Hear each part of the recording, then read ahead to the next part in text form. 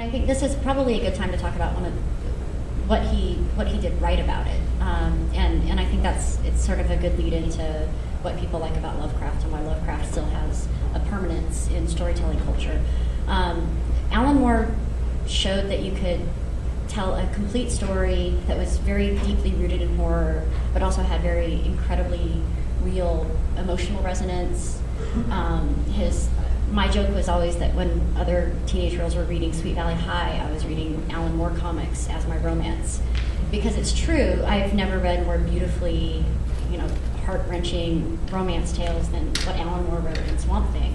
And it's, it's that kind of, it's not a superficial treatment of horror. It's not just you create a foil and you put a monster in this corner and then he pops out and eats somebody. It's this really deeply emotionally resonant and impactful way of storytelling that combines horror and combines pathos and combines all of these things until there's you're trapped in this story that you just literally cannot put a book down.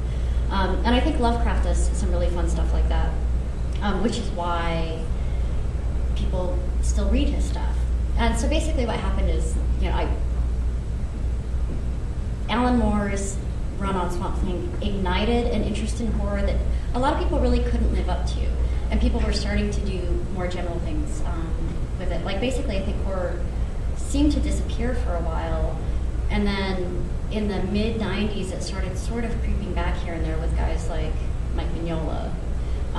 And people wanting to bring flavor, the flavor of horror and horror-like characters back into mainstream comics. And what Mike did was sort of create a horror-based superhero.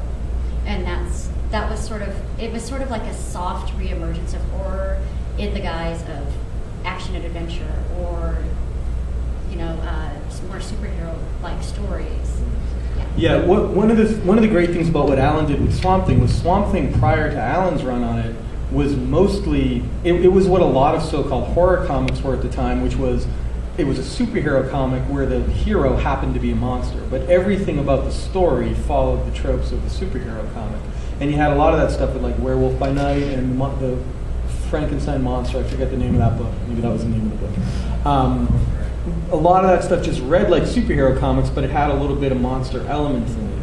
What Alan did, he took the epitome of that in Swamp Thing, which had been like a superhero book with some horror elements, and he really brought the horror back to it. He made Swamp Thing more of a Byronic monster, a sympathetic monster, and surrounded him by real horror themes and elements, and not just superhero themes.